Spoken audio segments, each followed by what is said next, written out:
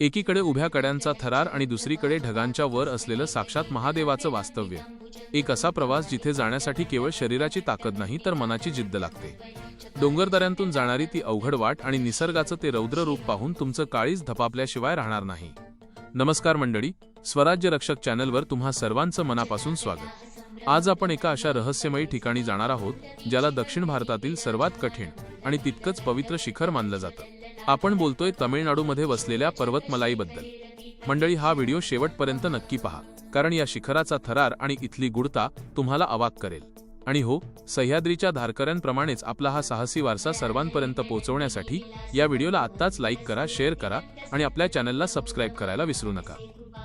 पर्वतमलाई म्हणजे केवळ एक डोंगर नसून ती योग्यांची आणि सिद्धांची भूमी मानली जाते. असं म्हटलं जातं की आजही अनेक अदृश्य शक्ती या शिखरावर महादेवाची आराधना करतात. या शिखराची चढाई इतकी थरारक आहे की काही ठिकाणी तुम्हाला लोखंडी साखळ्या आणि सळईच्या सहाय्याने सरळ उभ्या कड्यावर चढावं लागतं. जेव्हा तुम्ही हे कडे सर करून वर पोहोचता तेव्हा समोर दिसणारा अथांग निसर्ग आणि ढगांची दुलई पाहून तुमचा सर्व थकवा क्षणात निघून जातो. या शिखराच्या माथ्यावर वसलेलं महादेवाचं मंदिर हे अतिशय प्राचीन आहे. तिथे गेल्यावर जी शांतता अनुभवता येते ती जगाच्या पाठीवर कुठेही मिळत नाही. विशेष म्हणजे या ठिकाणी रात्रीच्या वेळी ट्रेक करणं हा एक वेगळाच अनुभव असतो.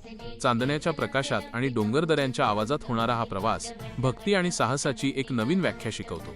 ज्यांना आव्हानांची आवड आहे आणि ज्यांना महादेवाच्या चरणी नतमस्तक व्हायचं आहे त्यांच्यासाठी पर्वतमलाई हे एक स्वप्नवत ठिकाण आहे.